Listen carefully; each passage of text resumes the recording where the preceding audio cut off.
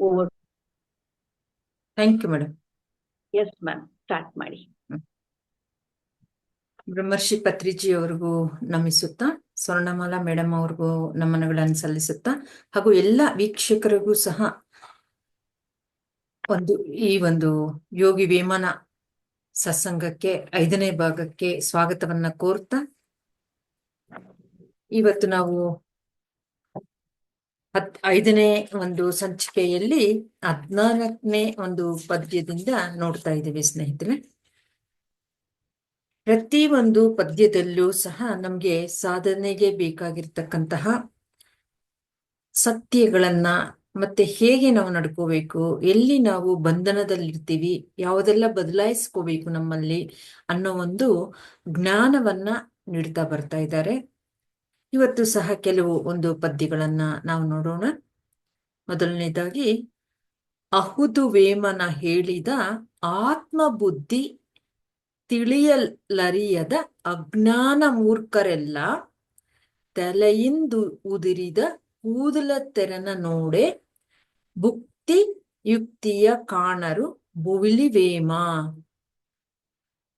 ಇನ್ನೊಂದ್ಸತಿ ನೋಡೋಣ ಪದ್ಯವನ್ನ. ಅಹುದು ವೇಮನ ಹೇಳಿದ ಆತ್ಮಬುದ್ಧಿ, ಮೊದಲನೇ ಸಾಲು.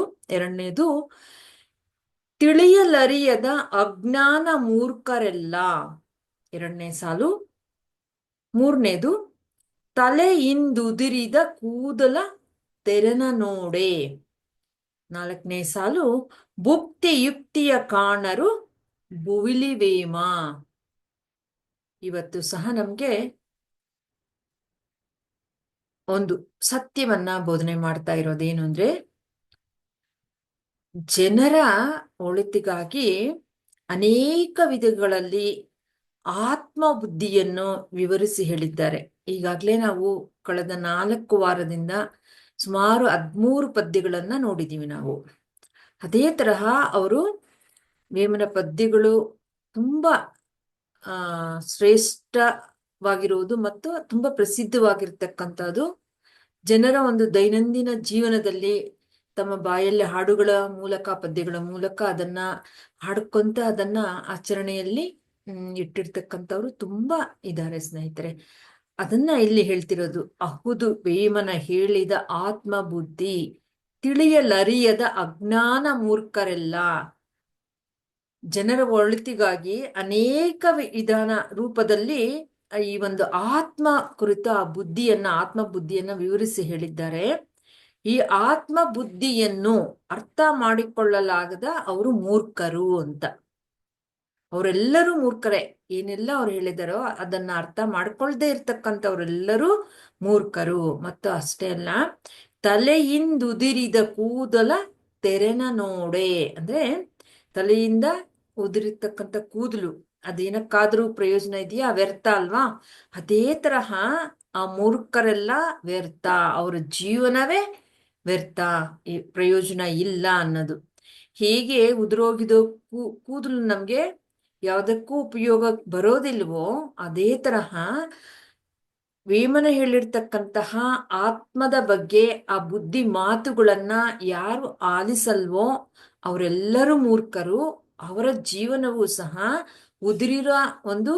ಉದುರೋಗಿರೋ ಒಂದು ಕೂದಲು ಹೇಗೆ ಅದು ಉಪಯೋಗಕ್ಕೆ ಬಾರದ್ದಾಗಿರುತ್ತೋ, ಅದೇ ತರಹ ಅವರ ಜೀವನವೂ ಸಹ ಒಂದು ಪ್ರಯೋಜನ ಅನ್ನೋದು ಇರೋದಿಲ್ಲ, ಉಪಯೋಗಕ್ಕೆ ಬಾರದ ಒಂದು ಜೀವನ ಆಗುತ್ತೆ, ವ್ಯರ್ಥವಾಗುತ್ತೆ. ಅಂತಹ ಅವರಿಗೆ ಏನು ಅಂತ ಹೇಳ್ತಿರೋದು, ಭುಕ್ತಿ ಯುಕ್ತಿಯ ಕಾಣರು ಬುವಿಲಿವೇಮ, ಅಂದ್ರೆ ಈ ಭೂಲೋಕದಲ್ಲೂ ಸಹ ಮತ್ತು ಪರಲೋಕದಲ್ಲೂ ಸಹ, ಅಂದ್ರೆ ಜೀವಂತವಾಗಿರುವಾಗಲೂ, ಅಂದ್ರೆ ಈ ದೇಹದಲ್ಲಿರುವಾಗಲೂ, ನಂತರ ದೇಹ ಬಿಟ್ಟ ನಂತರವೂ ಸಹ ಅಂತವ್ರಿಗೆ ಸುಖ ಅನ್ನೋದು ಇರೋದಿಲ್ಲ. ಇಹ ಪರದಲ್ಲಿ ಅಂತಹವ್ರಿಗೆ ಸುಖವೂ ಇರೋದಿಲ್ಲ. ಮತ್ತೆ ಭುಕ್ತಿ ಅಂದ್ರೆ ಸುಖ, ಯುಕ್ತಿ ಅಂದ್ರೆ ಇಲ್ಲಿ ಮುಕ್ತಿ ಅನ್ನೋದನ್ನ ಅವರು ಕಾಣೋದಿಲ್ಲ, ಅವ್ರಿಗೆ ಸಿಗೋದಿಲ್ಲ.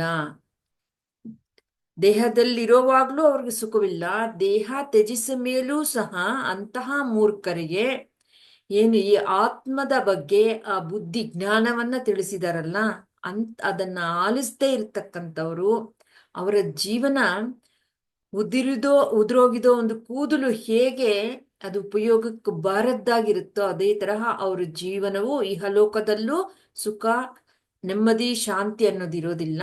ಪರಲೋಕದಲ್ಲೂ ಅಂದ್ರೆ ದೇಹ ತ್ಯಜಿಸ ಮೇಲೂ ಸಹ ಅಂತಹ ಅವರಿಗೆ ಪ್ರಯೋಜನ ಅನ್ನೋದಿರೋದಿಲ್ಲ. ಆ ಜನ್ಮ ಅನ್ನೋದು ಅದು ಉಪಯೋಗಕ್ಕೆ ಬಾರದ್ದಾಗೆ ಅವರು ಜೀವನ ಮಾಡಿದ್ದಾರೆ ಅಂತಹವರೆಲ್ಲರೂ ಮೂರ್ಖರು ಅನ್ನೋದನ್ನ ಈ ಒಂದು ಪದ್ಯದಲ್ಲಿ ಇಹ ಪರದಲ್ಲೂ ಸಹ ಅವ್ರಿಗೆ ಸುಖ ಮತ್ತು ಮುಕ್ತಿ ಅನ್ನೋದು ಅವ್ರಿಗೆ ಸಿಗೋದಿಲ್ಲ, ಅದನ್ನ ಪಡ್ಕೊಳಕ್ಕಾಗೋದಿಲ್ಲ ಅವರಿಗೆ ಅನ್ನೋದನ್ನ ಈ ಒಂದು ಪದ್ಯದಲ್ಲಿ ನಮ್ಗೆ ತಿಳಿಸಿರೋದು ಸ್ನೇಹಿತರೆ. ಆಯಾ ಕಾಲಕ್ಕೆ ಮಹಾತ್ಮರೆಲ್ಲ ಜನ್ಮ ತಗೊಂಡು ಈ ಒಂದು ಜನರ ಒಳಿತಿಗಾಗಿ ಉದ್ಧಾರ ಮಾಡೋದಕ್ಕಾಗೇ ಬರ್ತಾರೆ. ನಾವು ನೋಡೋದಾದ್ರೆ ಬ್ರಹ್ಮರ್ಷಿ ಪತ್ರಿಜಿ ಅವರು ಅಲ್ವಾ, ಎಷ್ಟು ಜನರ ಒಂದು ಜೀವನದಲ್ಲಿ ಒಂದು ಪರಿವರ್ತನೆ, ಒಂದು ಬದಲಾವಣೆಯನ್ನು ತಂದಿದ್ದಾರೆ ಅವರು ತಿಳಿಸಿರ್ತಕ್ಕಂತಹ ಧ್ಯಾನದಿಂದ, ಆ ಒಂದು ಜ್ಞಾನದಿಂದ ಅಲ್ವಾ. ಅದೇ ತರಹ ಮಹಾತ್ಮರೆಲ್ಲರೂ ಸಹ ಆಯಾ ಕಾಲಕ್ಕೆ ಆಯಾ ಒಂದು ವ್ಯಕ್ತಿಗಳಿಗೆ ತಕ್ಕ ಹಾಗೆ ಆತ್ಮ ಬೋಧನೆಯನ್ನ ಮಾಡ್ತಾ ಇರ್ತಾರೆ. ಆಗಿನ ಕಾಲದಲ್ಲಿ ವೇಮನ ಅನ್ನೋರು ಪ್ರಸಿದ್ಧರಾಗಿದ್ದರು.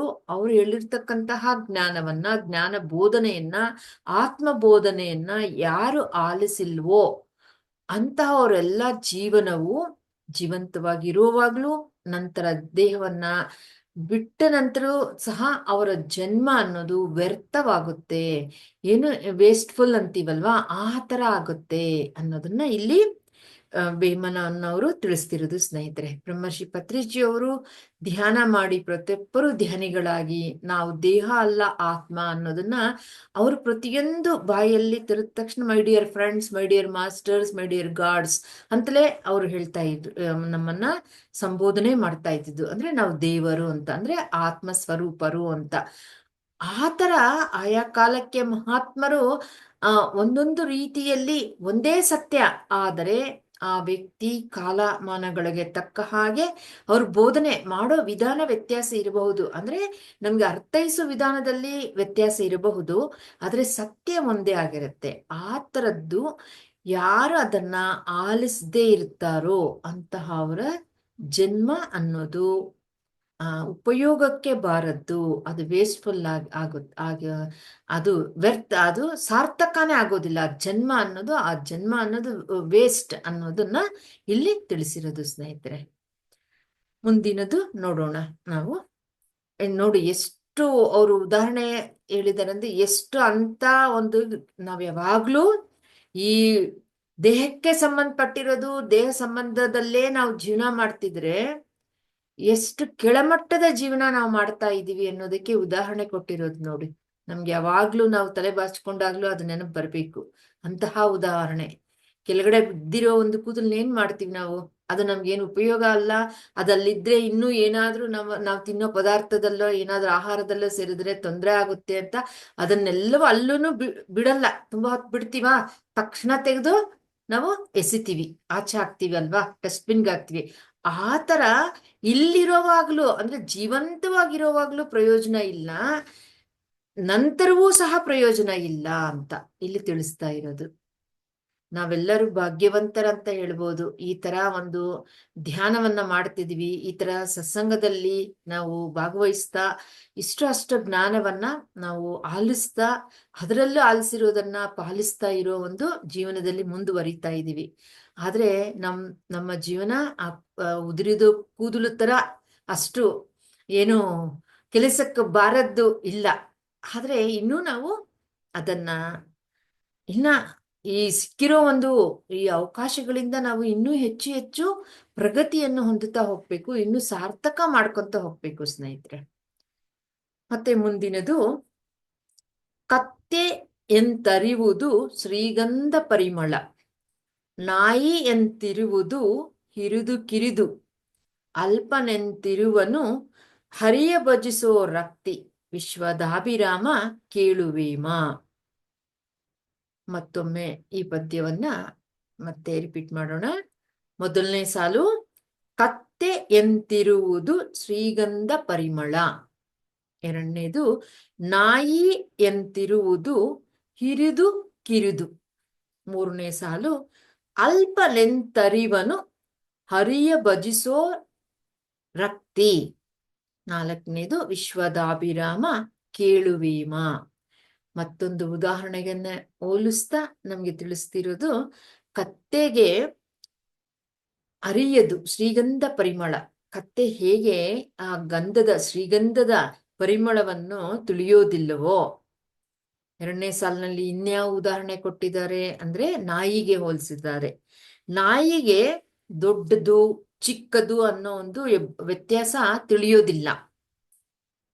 ಅದರಂತೆಯೇ ಹೀನ ಬುದ್ಧಿಯವನಿಗೆ ಅಂದ್ರೆ ಅಲ್ಪನೆಂತರಿವನು ಅಂದ್ರೆ, ಅಲ್ಪ ಅಂದ್ರೆ ಹೀನ ಬುದ್ಧಿ ಇರುವವನಿಗೆ ಅರಿಯೋದು, ಅವನು ಅರ್ಥಕೊಳ್ಳೋದಿಲ್ಲ ಯಾರನ್ನ ಅಂದ್ರೆ ಹರಿಯ ಭಜಿಸುವ ರಕ್ತಿ, ಹರಿಯನ್ನು ಭಜಿಸುವ ವಿಧಾನವನ್ನ, ಆ ಪರಿಯನ್ನ ತಿಳ್ಕೊಳ್ಳೋದಿಲ್ಲ. ಹೇಗೆ ನಾಯಿ ತಿಳ್ಕೊಳ್ಳೋದಿಲ್ವೋ ಚಿಕ್ಕದು ದೊಡ್ಡದು ಅಂತ ಆಹಾರದಲ್ಲಿ, ಹೇಗೆ ಕತ್ತೆ ಶ್ರೀಗಂಧದ ಪರಿಮಳವನ್ನು ತಿಳ್ಕೊಳ್ಳೋದಿಲ್ವೋ, ಅದೇ ತರಹ ಏನು ಅಲ್ಪ ಬುದ್ಧಿ ಇರ್ತಕ್ಕಂಥವನು ಅಂದ್ರೆ ಹೀನ ಬುದ್ಧಿ ಇರ್ತಕ್ಕಂಥವನು ಹರಿಯ ಒಂದು ಭಜಿಸುವ ವಿಧಾನವನ್ನ, ಅಲ್ಪನೆಂತರಿವನು ಹರಿಯ ಭಜಿಸೋ ರಕ್ತಿ. ಏನು ಆ ಭಜನೆ ಅನ್ನೋದು ಆ ಭಗವಂತನ ಸಂಕೀರ್ತನೆಯಲ್ಲಾಗ್ಬೋದು, ಭಜನೆಯಲ್ಲಾಗ್ಬೋದು, ಧ್ಯಾನದಲ್ಲಾಗ್ಬೋದು, ಪೂಜೆಯಲ್ಲಾಗ್ಬೋದು, ತನ್ನನ್ನ ತಾನು ಮರಿತಾನಲ್ವಾ. ರಕ್ತಿ ಅಂದ್ರೆ ಅದು ಒಂದಾಗ್ಬಿಡೋದು. ಅದನ್ನ ಆ ಅಲ್ಪ ಬುದ್ಧಿ ಇರ್ತಕ್ಕಂಥವನು ಎಲ್ಲಿ ಅರ್ಥಕೊಂತಾನೆ. ಹೇಗೆ ಕತ್ತೆ ಶ್ರೀಗಂಧದ ಪರಿಮಳವನ್ನ ಅರ್ಥಕೊಳಕ್ಕಾಗೋದಿಲ್ವೋ, ಹೇಗೆ ನಾಯಿ ಮುಂದೆ ದೊಡ್ಡ ದೊಡ್ಡ ಪೀಸುಗಳಿರ್ತಕ್ಕಂಥದ್ದು ಆಹಾರ ಇದ್ರೂ ಸಹ ಅದು ದೊಡ್ಡದಾರ್ಸ್ಕೋಬೇಕು ಅಂತ ಜ್ಞಾನ ಇರೋದಿಲ್ಲ.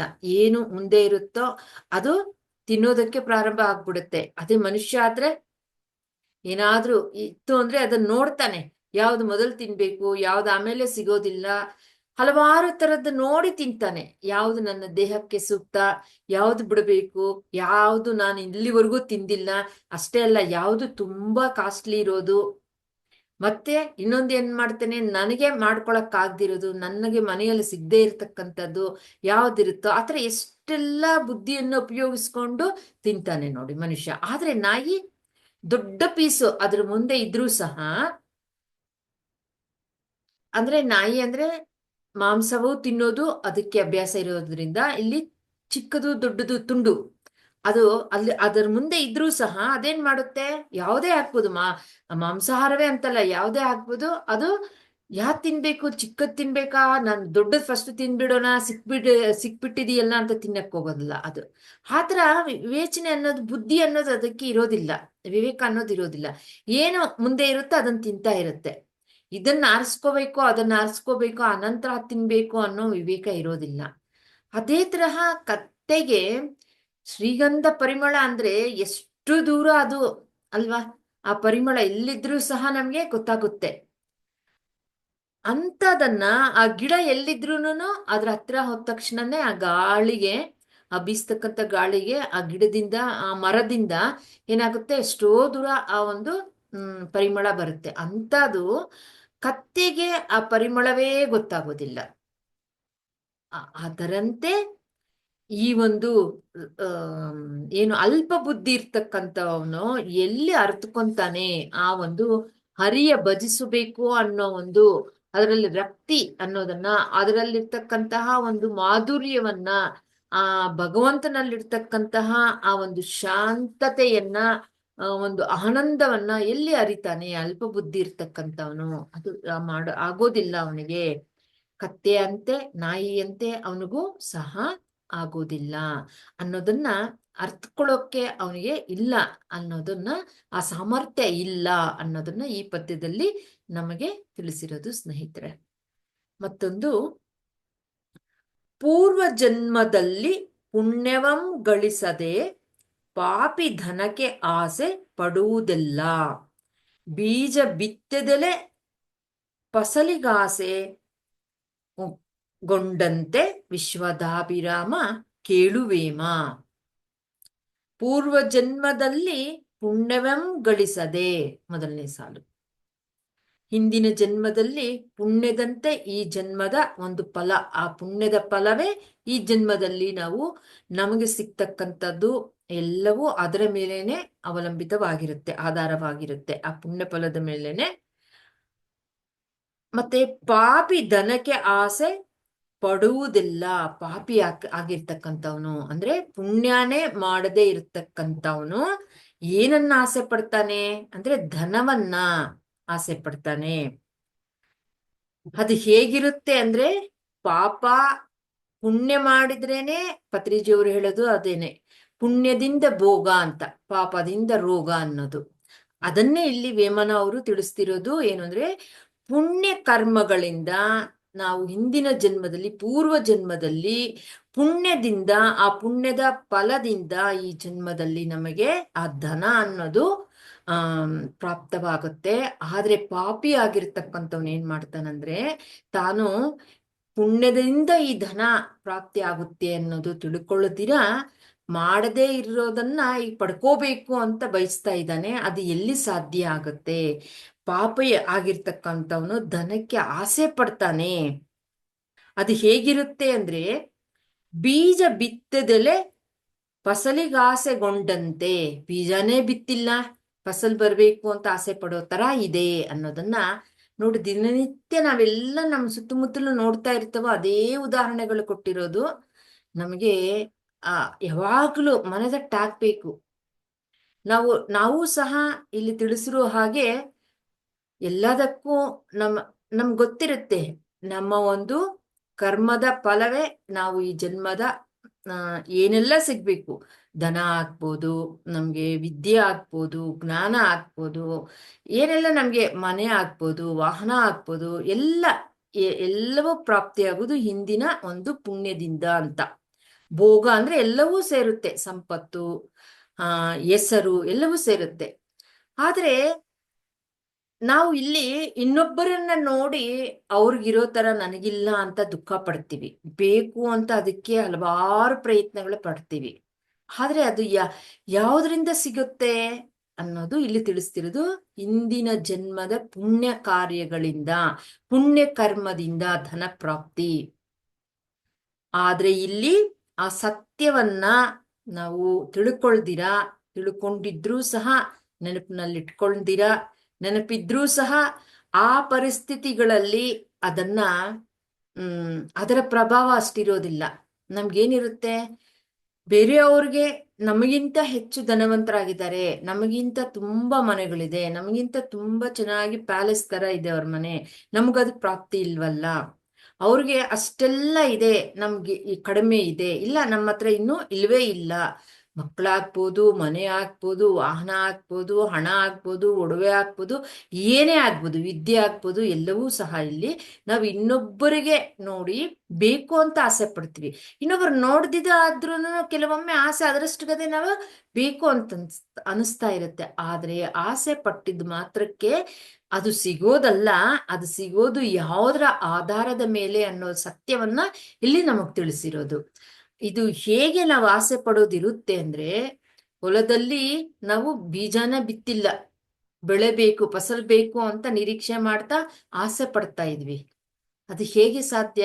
ಮೂರ್ಖರಂತಾರಲ್ವ ನಮ್ಮನ್ನ. ನಾವು ಮಾಡಬೇಕಾಗಿರೋದೆಲ್ಲ ಮಾಡಿ ಆಮೇಲೆ ಅದು ಅಲ್ವಾ, ಮಾಡ್ಬೇಕಿರೋದು ಮಾಡದಿರ ನಮ್ಗೆ ಬೇಕು ಅನ್ನೋದು, ನಮ್ಗೆ ಆಸೆ ಇರೋದನ್ನ ಪಡ್ಕೋಬೇಕು, ನಮ್ಗೆ ಸಿಗಬೇಕು ಅಂತ ನಿರೀಕ್ಷೆ ಮಾಡ್ತೀವಿ. ಅದು ಎಲ್ಲಿ ಸಾಧ್ಯ? ಅದು ಆಗೋದಿಲ್ಲ ಅನ್ನೋ ಒಂದು ಸತ್ಯವನ್ನ ಇಲ್ಲಿ ತಿಳಿಸಿರೋದು ಸ್ನೇಹಿತರೆ. ಪೂರ್ವ ಜನ್ಮದ ಪುಣ್ಯವನ್ನು ಸಂಪಾದನೆ ಮಾಡದೆ ಈಗ ಅಂತಹ ಪಾಪಿ ಜನರು ಏನ್ ಮಾಡ್ತಾರೆ ಅಂದ್ರೆ ಹಣ ಬೇಕೆಂದು ಆಸೆ ಪಟ್ರೆ ಸಿಗುತ್ತದೆಯೇ ಅನ್ನೋ ಒಂದು ಪ್ರಶ್ನೆ ನಮ್ಮನ್ನೇ ಕೇಳ್ತಿದ್ದಾರೆ. ಅದು ಯಾವ ರೀತಿ ಇರುತ್ತೆ ಅನ್ನೋದಾದ್ರೆ, ಬೀಜವನ್ನು ಬಿತ್ತನೆ ಮಾಡದೆ ಹೊಲದಲ್ಲಿ ಫಸಲಿಗೆ ಆಸೆ ಪಡುವಂತೆ ಇರುತ್ತೆ. ಅದು ಸಾಧ್ಯನಾ? ಇಲ್ಲ. ಬೀಜ ಬಿತ್ತಿದ್ರೇನೆ ಸಿಗೋದು, ಏನು ಬಿತ್ತನೆ ಮಾಡದಿರ ನಮ್ಗೆ ಫಸಲು ಬರಬೇಕು ಅಂದ್ರೆ ಹೇಗೆ ಅಸಾಧ್ಯವೋ, ಇದನ್ನು ಸಹ ಆಸೆ ಇದ್ದ ಮಾತ್ರಕ್ಕೆ ಅದು ಸಿಗೋದಂತದಲ್ಲ ಅನ್ನೋದನ್ನ ಸತ್ಯವನ್ನ ನಮ್ಗೆ ತಿಳಿಸಿದ್ದಾರೆ ಸ್ನೇಹಿತರು. ಈ ಇಷ್ಟು 16 ಪದ್ಯಗಳನ್ನ ಎಲ್ಲಿಂದ ಆರಿಸ್ಕೊಂಡಿದ್ದಾರೆ ಅಂದ್ರೆ ದೇವರ ಕೊಂಡಪ್ಪ ಅನ್ನೋರು ವೇಮನ ಪದ್ಯಗಳಲ್ಲಿ ಅವರು ಪ್ರಸಿದ್ಧರು, ರಚಯಿತ, ಅವರು ರೈಟರ್. ಅವರ ಒಂದು ಪುಸ್ತಕದಿಂದ ಇದನ್ನ ತಗೊಂಡು ಪತ್ರಿಜಿಯವರು ವಿವರಣೆ ನೀಡಿರೋದು ಸ್ನೇಹಿತರೆ. ಈಗ ಇನ್ನೊಂದು ನೋಡೋಣ. ಇಲ್ಲಿ ಮುಖ್ಯ ಗುಣ ಅನ್ನೋದ್ ಬಗ್ಗೆ, ಗುಣಗಳ ಬಗ್ಗೆ ಇನ್ನೊಂದು ಪದ್ಯದಲ್ಲಿ ವಿವರಣೆಯನ್ನ ನೀಡ್ತಾ ಇದ್ದಾರೆ. 3 ಒಳಗೆ ಮುಖ್ಯವಾದ ಗುಣವ ಅರಿಯದಿರುವ ನರನು ಬೆಳಗಲಾರ. ಭ್ರಮೆಗೆ ಸಿಲುಕಿದವನು ಬಹುಮೂರ್ಖ ಧರೆಯಲ್ಲಿ. ವಿಶ್ವದಾಭಿರಾಮ ಕೇಳುವೇಮ. 3 ಗುಣಗಳೊಳಗೆ ಮುಖ್ಯವಾದ ಗುಣವ ಅರಿಯದಿರುವ ನರನು ಬೆಳಗಲಾರ. ಭ್ರಮೆಗೆ ಸಿಲುಕಿದವನು ಬಹುಮೂರ್ಖ ಧರೆಯಲ್ಲಿ. ವಿಶ್ವದಾಭಿರಾಮ ಕೇಳುವೇಮ.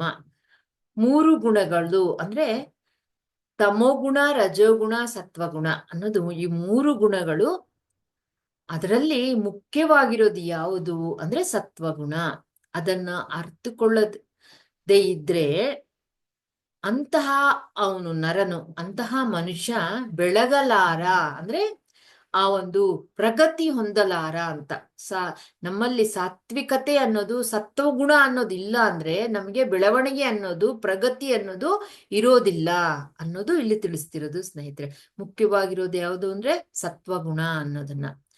ಭ್ರಮೆಗೆ ಸಿಲುಕಿದವನು ಬಹುಮೂರ್ಖ ಧರೆಯಲ್ಲಿ. ಈ ಭೂಮಿಯಲ್ಲಿ ಭ್ರಮೆಯಲ್ಲಿ ಯಾರಿರ್ತಾರೋ ಅವರೆಲ್ಲರೂ ಮೂರ್ಖರೇ ಅನ್ನೋದನ್ನ ತಿಳಿಸ್ತಿರೋದು ಸ್ನೇಹಿತರೆ. ಏನು ತಮೋಗುಣ, ರಜೋಗುಣ, ಸತ್ವಗುಣಗಳಲ್ಲಿ ಮುಖ್ಯವಾದದ್ದು ಸತ್ವಗುಣ. ಮಾನವನು ಈ ಸತ್ವಗುಣವನ್ನ ಅಳವಡಿಸ್ಕೊಳ್ಳದೆ ಇದ್ರೆ ಅವನ ಪ್ರಗತಿ ಅನ್ನೋದು ಸಾಧಿಸೋದಕ್ಕೆ ಆಗೋದಿಲ್ಲ. ಭ್ರಮೆಗಳಿಗೆ ಸಿಕ್ಕಾಕೊಂಡ್ರೆ ನಾವು ಮೂರ್ಖರಾಗ್ತೀವಿ, ನಾವು ಕೆಟ್ಟೋಗ್ತೀವಿ ಆ ಮೂರ್ಖತ್ವದಿಂದ ಅನ್ನೋದನ್ನ ನಾವು ಅಧೋಗತಿ ಹೊಂದುತ್ತೀವಿ ಅನ್ನೋ ಒಂದು ಸತ್ಯವನ್ನ ಇಲ್ಲಿ ತಿಳಿಸಿರೋದು ಸ್ನೇಹಿತರೆ. ಅಂದ್ರೆ ಯಾವುದೋ ಒಂದು ಗುಣಕ್ಕೆ ನಾವು ಸೇರಿರ್ತೀವಿ. ತಮೋ ಗುಣದಲ್ಲಾದ್ರೂ ಇರ್ತೀವಿ, ರಜೋಗುಣದಲ್ಲಾದ್ರೂ ಇರ್ತೀವಿ, ಸತ್ವಗುಣದಲ್ಲಾದ್ರೂ ಇರ್ತೀವಿ. ನಾವು ಮನುಷ್ಯ ಅಂದ್ರೆ ನಿರಂತರ ನಮ್ಮ ಎಲ್ಲಾ ಕೆಲಸ ಕಾರ್ಯಗಳು ನಡೆಯೋದು ನಮ್ಮ ಗುಣದ ಆಧಾರದ ಮೇಲೆನೆ. ಹಾಗಾಗಿ 3ರಲ್ಲಿ ಯಾವ್ದಾದ್ರೂ ಒಂದ್ರಲ್ಲಿ ಇದ್ದೇ ಇರ್ತೀವಿ ನಾವು. ಆದ್ರೆ ಪ್ರಧಾನವಾಗಿ ಯಾವ ಗುಣದಲ್ಲಿ ನಾವ್ ಇರಬೇಕು ಅಂದ್ರೆ ಸತ್ವಗುಣದಲ್ಲಿ ಇರಬೇಕು ಅಂತ ಇಲ್ಲಿ ಇವರು ತಿಳಿಸ್ತಿರೋದು. ಸಾತ್ವಿಕ ಗುಣ ಇದ್ರೇನೆ ನಮ್ಗೆ ಬೆಳವಣಿಗೆ ಅನ್ನೋದು. ಅನಂತರ ಶುದ್ಧ ಸಾತ್ವಿಕವನ್ನ ನಾವು ಬೆಳೆಸ್ಕೋಬೇಕು. ಅನಂತರ ನಿರ್ಗುಣ ಅನ್ನೋದು ಅದು ನಮ್ಗೆ ಪ್ರಾಪ್ತವಾಗುತ್ತೆ, ನಿರ್ಗುಣರಾಗ್ತೀವಿ ನಾವು. ಹಾಗಾಗಿ ತಮೋಗುಣ, ರಜೋಗುಣ, ಸತ್ವಗುಣ. ಸತ್ವಗುಣದಿಂದ ಶುದ್ಧ ಸಾತ್ವಿಕತೆ ಕಡೆಗೆ ಹೋಗ್ಬೇಕು, ಅದರಿಂದ ನಿರ್ಗುಣಕ್ಕೆ ಹೋಗ್ಬೇಕು. ಆವಾಗ ನಮ್ಗೆ ಜನ್ಮ ಅನ್ನೋದು ಪ್ರಗತಿ ಹೊಂದುತ್ತಾ ಇದ್ದೀವಿ ಅನ್ನೋದು, ಸಾರ್ಥಕತೆ ಆಗ್ತಾ ಇದೆ ಅಂತ. ಅಂದ್ರೆ ಇಲ್ಲಿ ಯಾವಾಗ ನಮ್ಮ ದೇಹ ಈ ಒಂದು ಕಾಮ ವಾಂಛನೆಗಳಲ್ಲೇ ಯಾವಾಗ್ಲೂ ಇರುತ್ತೋ ಅದು ಯಾವ ಗುಣದಲ್ಲಿ ಇದ್ದೀವಿ ಅಂದ್ರೆ ತಮೋ ಗುಣದಲ್ಲಿ ಇದ್ದೀವಿ ಅಂತ. ನಾವು ದೇಹ ಸ್ಥಿತಿಯಲ್ಲೇ ಇರ್ತೀವಿ ನಾವು ಯಾವಾಗ್ಲೂ. ಈ ಶರೀರಕ್ಕೆ ಸಂಬಂಧಪಟ್ಟಿರೋದನ್ನ ಆ ಒಂದನ್ನ ಪೂರೈಸ್ಕೊಳ್ಳೋದ್ರಲ್ಲೇ ಇರ್ತೀವಿ ನಾವು. ಅದರಲ್ಲಿ ನಾವಿದೀವಿ, ಆ ಕೆಲಸಗಳಲ್ಲಿ, ಆ ಕರ್ಮದಲ್ಲಿ ಅಂದ್ರೆ ನಾವು ತಮೋಗುಣಿಗಳು ಅಂತ. ಮತ್ತೆ ಇನ್ನೊಂದು ಅಂದ್ರೆ ನಮ್ಮ ಆಸೆ ಆಕಾಂಕ್ಷೆಗಳನ್ನ ಈಡೇರಿಸ್ಕೊಳ್ಳೋದ್ರಲ್ಲೇ ಇರ್ತೀವಿ ನಾವು ಯಾವಾಗಲೂ. ಆತರ ಇದ್ದವರು ತಮೋಗುಣಿಗಳು ಅಂತ. ಮತ್ತೆ ನಮ್ಮ ಮನಸ್ಸಿನ ವಾಂಛನೆಗಳನ್ನ ಪೂರೈಸ್ಕೋಬೇಕು ಅಂತ ಪ್ರಯತ್ನದಲ್ಲಿ ಇದ್ದಾಗ ರಜೋಗುಣದಲ್ಲಿದ್ದೀವಿ ಅನ್ನೋದು. ಮತ್ತು ವಿಚಕ್ಷಣೆಗಳಿಂದ ಇದ್ದಾಗ ನಾವು ಸತ್ವಗುಣದಲ್ಲಿ ಇದ್ದೀವಿ ಅಂತ. ಇದು ಸೂಚನೆ ನಮ್ಗೆ ಯಾವ ಗುಣದಲ್ಲಿ ಇದ್ದೀವಿ ಅನ್ನೋದಕ್ಕೆ. ಅಂದ್ರೆ ಇದು ನಿರಂತರ ಬದಲಾಗ್ತಾನೇ ಇರುತ್ತೆ. ಆದ್ರೆ ಒಟ್ಟಾರೆ ಹೆಚ್ಚಿನ ಸಮಯ, ಹೆಚ್ಚಿನ ನಮ್ಮ ಕೆಲಸಗಳು, ಕರ್ಮಗಳು ಇರ್ಬೇಕಿರೋದು ಸತ್ವಗುಣದಲ್ಲಿ ಅಂತ. ಅಂದ್ರೆ ನಾವು ಮುಂದೆ ಹಂತಕ್ಕೆ ಬೆಳಿಬೇಕು ಅಂದ್ರೆ ಅದು ಸತ್ವಗುಣ ಇರಬೇಕು ಅನ್ನೋದು ತಿಳಿಸ್ತಿರೋದು. ಮುಖ್ಯವಾಗಿರೋದು ಸತ್ವಗುಣ ಅಂತ. ಅದನ್ನ ನಾವು ವೃದ್ಧಿಗೊಳಿಸ್ಕೋಬೇಕು ಅನ್ನೋದು ಇಲ್ಲಿ ತಿಳಿಸ್ತಿರೋದು ಸ್ನೇಹಿತರೆ. ನಮ್ಮ ಜೀವನದಲ್ಲಿ ನಾವು ಅಭಿವೃದ್ಧಿ ಹೊಂದಬೇಕು ಅನ್ನೋದಾದ್ರೆ ಮನುಷ್ಯ ಜನ್ಮದ ಒಂದು ಗುರಿನೇ ಅದು. ಅದಾಗ್ಬೇಕು ಅಂದ್ರೆ ನಾವು ಈ ತಮೋಗುಣ ರಜೋಗುಣಗಳಿಂದ ಮುಕ್ತರಾಗಿ ನಾವು ಆ ಸತ್ವಗುಣವನ್ನ ಹೆಚ್ಚು ಬೆಳೆಸ್ಕೋಬೇಕು ಅಂತ. ಅದರಲ್ಲೇ ಕೊಚ್ಕೊಂಡು ಹೋಗ್ಬಾರ್ದು. ತಮೋಗುಣ ರಜೋಗುಣದಲ್ಲಿ ನಮ್ಮ ದೈಹಿಕ ಮತ್ತು ಮಾನಸಿಕ ಆ ವಾಂಛನೆಗಳನ್ನ ಆಸೆಗಳನ್ನ ಪೂರೈಸಿಕೊಳ್ಳೋದ್ರಲ್ಲೇ ಇರಬಾರದು ಅಂತ. ಮತ್ತೆ ಸತ್ವಗುಣ ಅಂದ್ರೆ ಅಲ್ಲಿ ನಮ್ಗೆ ವಿವೇಕ ವಿಚಕ್ಷಣ ಅನ್ನೋದು ಸ್ವಲ್ಪ ಡೆವಲಪ್ ಆಗಿರುತ್ತೆ ನಮ್ಗೆ. ಅದು ಅದು ಕ್ರಮೇಣ ಶುದ್ಧ ಸಾತ್ವಿಕತೆಗೆ ಹೋಗ್ಬೇಕು, ಮತ್ತೆ ನಿರ್ಗುಣಕ್ಕೆ ಹೋಗ್ಬೇಕು ಅಂತ. ಅಂದ್ರೆ ಇಲ್ಲಿ ದೇಹದ ನಮ್ಗೆ ಇನ್ನೂ ಸುಲಭವಾಗಿ ಅಂದ್ರೆ ದೇಹದ ಸ್ತರದಲ್ಲೇ ಇದ್ದಾಗ ಅದು ತಮೋಗುಣ, ಮನಸ್ಸಿನ ಸ್ತರದಲ್ಲೇ ಇದ್ದಾಗ ಅದು ರಜೋಗುಣ. ಇಲ್ಲ ಬುದ್ಧಿ ವಿಚಕ್ಷಣ ಅಂದ್ರೆ ಬುದ್ಧಿಯನ್ನ ಬಳಸಿ ನಾವು ಜೀವನ ಮಾಡ್ತಿದ್ವಿ, ಕೆಲಸ ಕಾರ್ಯಗಳಲ್ಲಿ ಇದೀವಿ ಅಂದ್ರೆ ಅದು ಸತ್ವಗುಣ. ಆತರ ನಾವು ಶುದ್ಧ ಸಾತ್ವಿಕರು ಆಗ್ಬೇಕು. ಮತ್ತೆ ನನ್ನ ತರಾನೇ ಇತರರು ಅನ್ನೋ ತರ ಆ ಭಾವನೆಯಿಂದ ನಾವು ಹೋದಾಗ ನಾವು ಶುದ್ಧ ಸಾತ್ವಿಕತೆಯಲ್ಲಿದ್ದೀವಿ ಅಂತ. ಅನಂತರ ನಿರ್ಗುಣಕ್ಕೆ ನಾವು ಹೋಗ್ಬೇಕು ಅನ್ನೋದು ಇರೋದು. ಗುಣಗಳ ಆಧಾರದ ಮೇಲೆ ನಮ್ಮ ಜೀವನವನ್ನ ನಾವು ನಡೆಸಬೇಕು ಅನ್ನೋದು. ಅತಮ ಸ್ಥಿತಿಯಲ್ಲಿರ್ತಕ್ಕಂಥವ್ರೆಲ್ಲರೂ ತಮೋಗುಣ ರಜೋಗುಣದಲ್ಲೇ ಇರ್ತಾರೆ ಅನ್ನೋದನ್ನ, ಅದು ಅವರ ಅಲ್ಪತ್ವಕ್ಕೆ ಸೂಚನೆ. ಅವರು ಹಾಗಾಗಿ ನಾವು ಅಂತಹ ಅವರು ಭ್ರಮೆಗಳಲ್ಲಿರ್ತಾರೆ ಅಂತ ಇಲ್ಲಿ ಹೇಳ್ತಿರೋದು 3ನೇ ಸಾಲಿನಲ್ಲಿ. ಭ್ರಮೆಗೆ ಸಿಲುಕಿದವನು ಬಹುಮೂರ್ಖ ಧರೆಯಲಿ, ಅಂದ್ರೆ ಈ ಭೂಮಿ ಮೇಲೆ ಭ್ರಮೆಗೆ ಸಿಕ್ಕೊಂಡಿರ್ತಕ್ಕಂಥವ್ರು ಮೂರ್ಖರು ಅಂತ. ಯಾರು ಭ್ರಮೆಯಲ್ಲಿರ್ತಾರೆ ಅನ್ನೋದಾದ್ರೆ ತಮೋಗುಣ ರಜೋಗುಣದಲ್ಲಿರ್ತಕ್ಕಂಥವ್ರು ಭ್ರಮೆಯಲ್ಲಿರ್ತಾರೆ ಅಂತ. ಅದಕ್ಕಾಗಿ ನಾವು ಆ ಸತ್ವಗುಣವನ್ನ ವೃದ್ಧಿ ಮಾಡ್ಕೋಬೇಕು ಅನ್ನೋದು ಇಲ್ಲಿ ತಿಳಿಸ್ತಿರೋದು ಸ್ನೇಹಿತರೆ. ಪ್ರಧಾನವಾಗಿರಬೇಕು ನಮ್ಮ ಜೀವನದಲ್ಲಿ ಅನ್ನೋದು ಇಲ್ಲಿ ತಿಳಿಸ್ತಾ ಇರೋದು. ಮತ್ತೆ ನಮ್ಗಿದು ಇನ್ನೂ ನಮ್ಗೆ ನೆನಪಿನಲ್ಲಿಡಬೇಕು, ಅರ್ಥ ಆಗ್ಬೇಕು ಅನ್ನೋದಾದ್ರೆ ಬ್ರಹ್ಮರ್ಷಿ ಪತ್ರಿಜಿ ಅವರು ಹೇಳಿರ್ತಕ್ಕಂಥದ್ದು ಈ ಗುಣಗಳಿಗೆ ಒಂದು ಉದಾಹರಣೆಯನ್ನ ನಾವು ನೋಡಿದಾಗ ನಮ್ಗಿನ್ನೂ ಚೆನ್ನಾಗಿ ಅರ್ಥ ಆಗುತ್ತೆ ಸ್ನೇಹಿತರೆ. ಪತ್ರಿಜಿ ಅವರು ಹೇಳ್ತಾರೆ, ಆ ತಮೋಗುಣ ಅಂದ್ರೆ ಕುಂಭಕರ್ಣ ಏನ್ ಮಾಡ್ತಾನೆ, 6 ತಿಂಗಳು ಮಲಗೋದು, 6 ತಿಂಗಳು ತಿನ್ನೋದು ಅಷ್ಟೇ, ಬೇರೆ ಇನ್ನೇನು ಮಾಡಲ್ಲ. ಅಂದ್ರೆ ಈ ದೇಹಕ್ಕೆ ಪೋಷಣೆ ಮಾಡ್ಕೊಳ್ಳೋದ್ರಲ್ಲೇ ನಿಮಗ್ನವಾಗಿದ್ದಾಗ, ಅದಕ್ಕೆ ಮಾತ್ರಕ್ಕೆ ಶುಶ್ರೂಷೆ ಮಾಡ್ಕೊಂಡು ನಾವಿದ್ದಾಗ ತಮೋಗುಣದಲ್ಲಿ ಇದ್ದೀವಿ ಅಂತ. ಅಂದ್ರೆ ಕುಂಭಕರ್ಣ. ಮತ್ತೆ ರಾವಣಾಸುರ ಮನಸ್ಸು ಪ್ರಧಾನವಾಗಿ ಕೆಲಸ ಮಾಡ್ತಿರತ್ತೆ ಇಲ್ಲಿ. ರಾವಣಾಸುರನ ಬುದ್ಧಿ ಹೇಗಿತ್ತು, ಅಷ್ಟೊಂದು ರಾಜ ತುಂಬಾ ತನ್ನ ರಾಜ್ಯವನ್ನೇ ಸುವರ್ಣ ಅಂದ್ರೆ ಬಂಗಾರದಿಂದ ಇರ್ತಕ್ಕಂಥದ್ದು ಎಲ್ಲ, ಆ ರಾಜ್ಯವೇ ಎಲ್ಲವನ್ನು ನಿರ್ಮಾಣ ಮಾಡಿರೋದು ಚಿನ್ನದಿಂದ. ಅಂತಹ ಒಂದು ಐಶ್ವರ್ಯವಂತವಾಗಿರ್ತಕ್ಕಂತಹ ಒಂದು ರಾಜ್ಯ ತನದು. ಮತ್ತೆ ಆಧ್ಯಾತ್ಮಿಕದಲ್ಲಿ ಸಾಧನೆಯಲ್ಲೂ ಸಹ ತುಂಬಾ ಮುಂದುವರೆದಿರ್ತಕ್ಕಂಥವನು. ಆದ್ರೆ ಆ ಮನಸ್ಸು ಪ್ರಧಾನವಾಗಿದ್ದಕ್ಕಾಗಿ ಏನಾಯ್ತು, ಎಲ್ಲರ ಹತ್ರ ಇರೋದೆಲ್ಲವೂ ನನಗೆ ಬೇಕು ಅಂತ, ಯಾರೂ ನನಗಿಂತ ಮೇಲೆ ಇರಬಾರದು ಅಂತ, ಎಲ್ಲರಿಗಿಂತ ನಾನೇ ಪ್ರಥಮ ಸ್ಥಾನದಲ್ಲಿರ್ಬೇಕು ಅಂತ, ಯಾವುದು ಒಳ್ಳೇದಾಗಿರುತ್ತೋ ಅದೆಲ್ಲವೂ ನನಗೆ ಸಿಗಬೇಕು ಅಂತ, ಮತ್ತೆ ಯಾರು ಸುಂದರವಾಗಿರುತ್ತಾರೋ ಅವರೆಲ್ಲರೂ ನನ್ನ ಸ್ವಂತ ಆಗ್ಬೇಕು ಅಂತ. ಅದಕ್ಕಾಗಿ ಅಲ್ವಾ ಸೀತೆಯ ಮಾತೆಯನ್ನು ಸಹ ಏನು ಆ ಮಾಯಾ ವೇಷದಲ್ಲಿ ಬಂದು ಇದು ಮಾಡಿದ್ದಲ್ವಾ. ಅಂದ್ರೆ ಮನಸ್ಸು ಪ್ರಧಾನ, ಅಂದ್ರೆ ಆಸೆ ಪೂರೈಸ್ಕೊಳ್ಳೋದರಲ್ಲೇ ಯಾರ ಹತ್ರ ಇಲ್ಲದಿರೋದು ನನ್ನ ಹತ್ರ ಇರಬೇಕು, ಎಲ್ಲಿ ಶ್ರೇಷ್ಠವಾಗಿರೋದು ಯಾರ್ಯಾರ ಹತ್ರ ಇರುತ್ತೋ, ಸುಂದರವಾಗಿರೋದು ಅದ್ಭುತವಾಗಿರೋದು ಅದೆಲ್ಲವೂ ನನ್ನ ಹತ್ರನೇ ಇರಬೇಕು ಅನ್ನೋ ಒಂದು ಮನಸ್ಥಿತಿ ಇರ್ತಾರಲ್ವಾ, ಅವರು ರಾವಣಾಸುರ ಅಂತ. ಅದು ಮನಸ್ಸಿನ ಆಸೆ ಆಕಾಂಕ್ಷೆಗಳನ್ನ ಈಡೇರಿಸ್ಕೊಳ್ಳೋದ್ರಲ್ಲೇ ಯಾವಾಗ್ಲೂ ಅವರು ತೊಡಗಿಸ್ಕೊಂಡಿರ್ತಾರೆ ತಮ್ಮನ್ನ. ಅದು ಮತ್ತೆ ವಿಭೀಷಣ ಬುದ್ಧಿ ಅಂದ್ರೆ ವಿಚಕ್ಷಣ.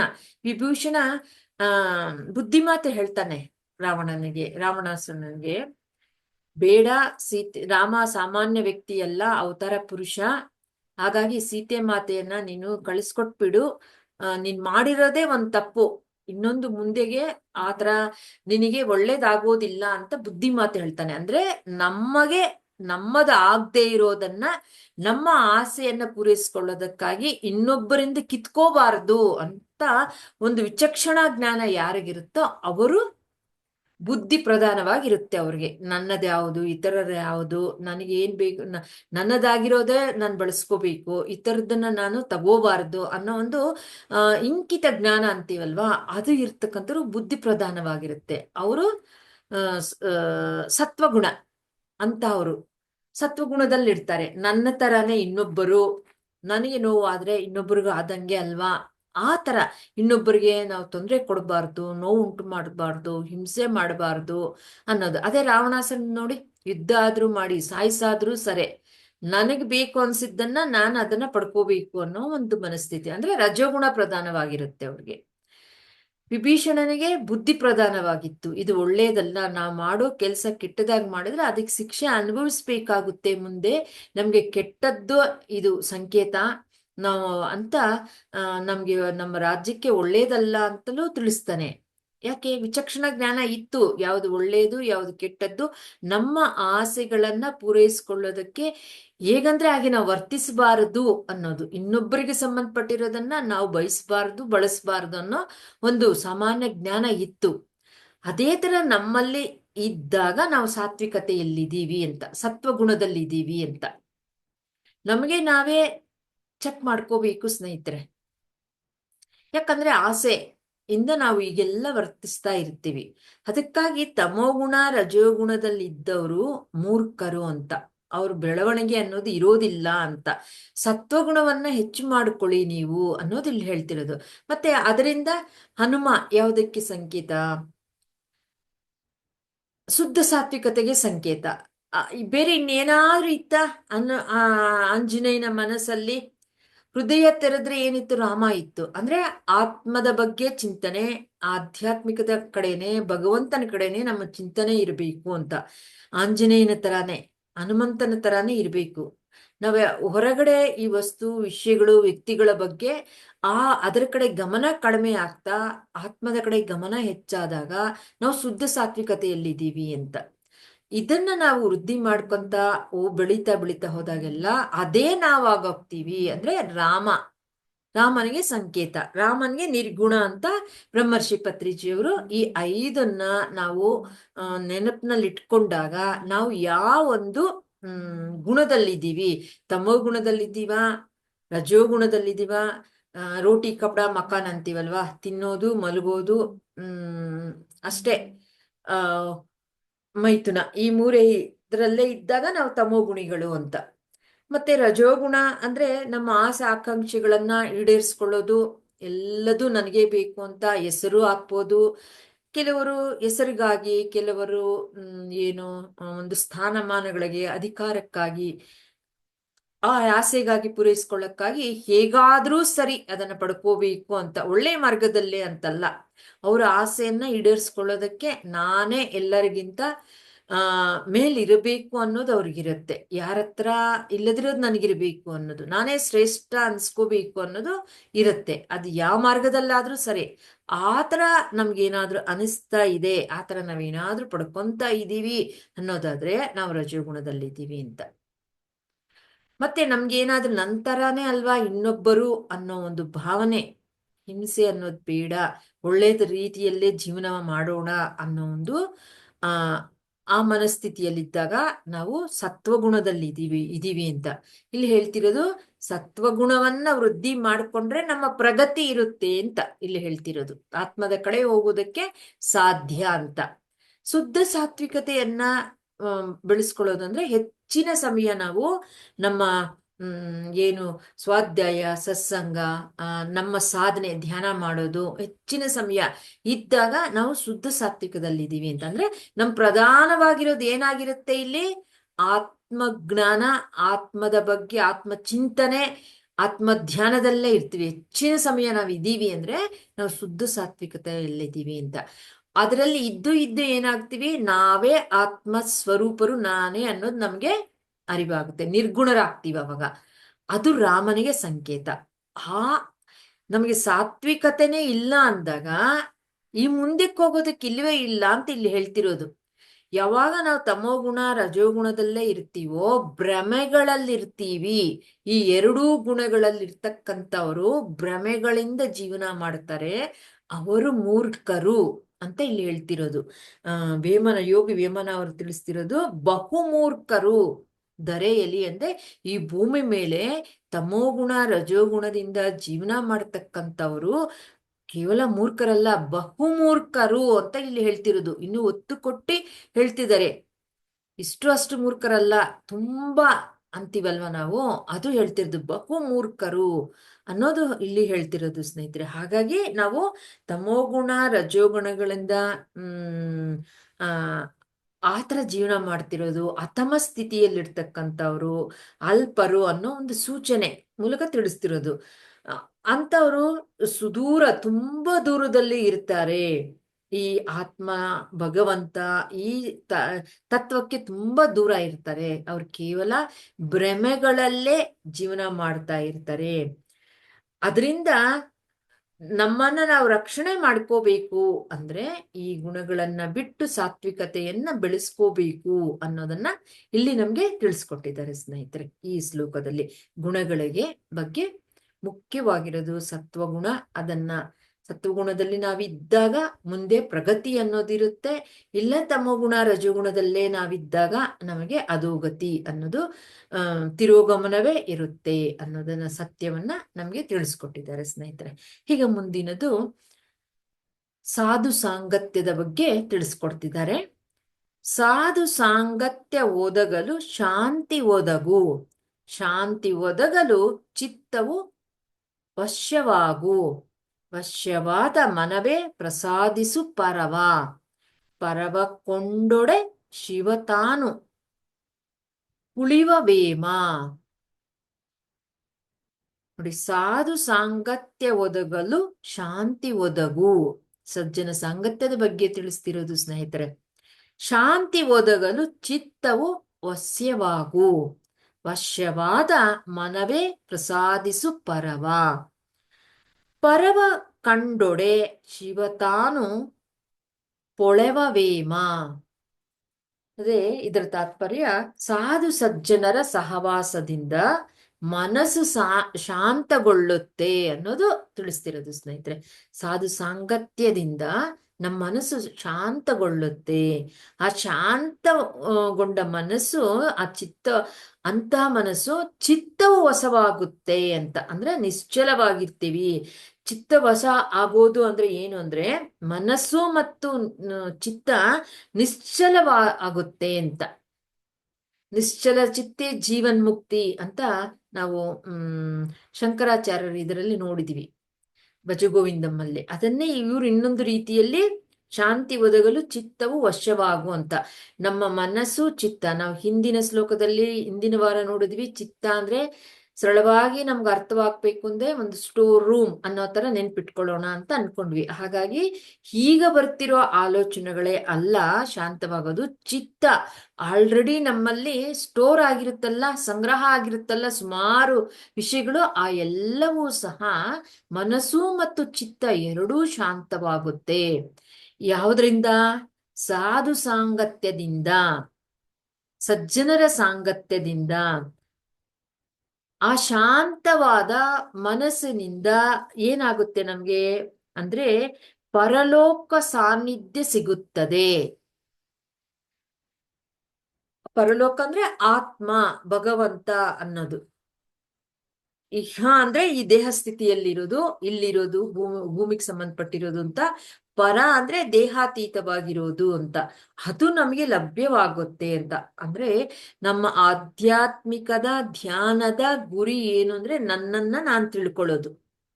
ಅದು ಆ ತಿಳ್ಕೊಳ್ಳೋ ಒಂದು ಹಾದಿಯಲ್ಲಿ ನಮ್ಗೆ ಹಲವಾರು ಒಂದು ಏನು ಲಾಭಗಳು, ಅನುಭವಗಳು ಆಗ್ತಾ ಇರುತ್ತೆ ನಮ್ಗೆ. ಆದ್ರೆ ಪ್ರಧಾನ ನಮ್ಮ ಗುರಿ ಏನು ಅಂದ್ರೆ ಧ್ಯಾನದ ಗುರಿ ಏನು ಅಂದ್ರೆ ನಮ್ಮನ್ನ ನಾವು ತಿಳ್ಕೊಳ್ಳೋದು, ನಾನು ಯಾರು ಅನ್ನೋದಾಗಿರುತ್ತೆ. ಅದಕ್ಕೆ ಬೇಕಿರೋದೇನು? ಶಾಂತ ಮನಸ್ಸು ಬೇಕಾಗುತ್ತೆ. ಮನಸ್ಸು ಶಾಂತವಾಗಿರ್ಬೇಕು. ಯಾವಾಗ ಶಾಂತವಾಗಿರುತ್ತೆ ಅಂದ್ರೆ ಮನಸ್ಸು ಮತ್ತು ಚಿತ್ತ ಅನ್ನೋದು ನಮ್ಮ ವಶದಲ್ಲಿದ್ದಾಗ. ಅಂದ್ರೆ ಅದು ಎಲ್ಲಿ ನಮ್ಗೆ ಸಿಗುತ್ತೆ ಅಂದ್ರೆ ಸಾಧು ಸಜ್ಜನರ ಸಾಂಗತ್ಯದಲ್ಲಿದ್ದಾಗ ಅದು ನಮಗೆ ಮನಸ್ಸು ಚಿತ್ತ ಶಾಂತಗೊಳ್ಳುತ್ತೆ. ಆ ಶಾಂತಗೊಳ್ಳ ಮನಸ್ಸು ಚಿತ್ತದಿಂದ ನಮ್ಗೆ ಪರಲೋಕ ಅನ್ನೋದು, ಸಾನ್ನಿಧ್ಯ ಅನ್ನೋದು, ಆತ್ಮ ಸಾನ್ನಿಧ್ಯ ಅನ್ನೋದು ಅನುಭವಕ್ಕೆ ಬರುತ್ತೆ. ಆ ಅನುಭವವನ್ನ, ಆತ್ಮಾನುಭವವನ್ನ ಹೊಂದುತ್ತಾ ಏನಾಗುತ್ತೆ ಅಂದ್ರೆ, ಆ ಪರವ ಕಂಡೊಡೆ ಶಿವ ತಾನು ಪೊಳವವೇಮ. ಆ ಶಿವ ನಾನೇ ಅನ್ನೋದನ್ನ ನಮಗೆ ಅನುಭವಿಸ್ತಾ ಇರೋದು ಮಾನವನು ಶಿವನಾಗೋಗ್ಬಿಡ್ತಾನೆ. ಏನು ನಾವು ಅನುಭವ, ಪರಲೋಕ ಅಂದ್ರೆ ಆತ್ಮ ಸಾನ್ನಿಧ್ಯ, ಆತ್ಮಾನುಭವ ಹೊಂದುತ್ತಾ ಇರ್ತೀವೋ ಅದೇ ಶಿವನಾಗುತ್ತೇನೆ. ಅದೇ ಶಿವ, ಅದೇ ನಾನು, ಬೇರೆ ಇನ್ನೇನೂ ಅಲ್ಲ. ಇನ್ನೇನೋ ನಾನು ಅಂದ್ರೆ ಏನೋ ಅನ್ಕೊಂಡಿದ್ದೆ, ಅದಲ್ಲ ಅನ್ನೋದು ನಮ್ಮ ಅನುಭವಕ್ಕೆ ಬರುತ್ತೆ. ಅದೇ ನಾವಾಗ್ತೀವಿ, ಶಿವನೇ ನಾನು. ಇಷ್ಟುವರೆಗೂ ನಾನು ಅಂದ್ರೆ ಏನ್ ಅನ್ಕೊಂಡಿದೀವಿ ನಾವು? ಈ ದೇಹ ನಾನು ಅಂತ ಅನ್ಕೊಂಡಿದೀವಿ ಅಲ್ವಾ?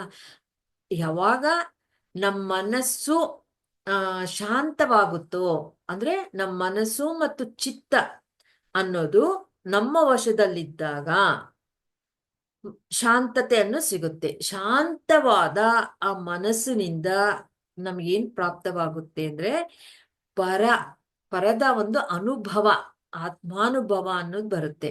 ಆ ಅನುಭವನ್ನ ಅನುಭವಿಸ್ತಾ ಏನಾಗುತ್ತೆ ಅಂದ್ರೆ ಶಿವನು ನಾನೇ ಅನ್ನೋದು ನಮ್ಮ ಅನುಭವ ಪೂರ್ವಕವಾಗಿ, ನಾನು ಆತ್ಮ ಅಂತ ಏನು ಇವಾಗ ನಾನು ಅಂದ್ರೆ ದೇಹ ಅನ್ನೋದು ಅಪ್ರಯತ್ನವಾಗಿ ಕನಸಿನಲ್ಲೂ ಸಹ ನಾವು ಏನು ಒಂದು ಸೆಕೆಂಡುನು ಟೈಮ್ ತಗೊಳಲ್ಲ.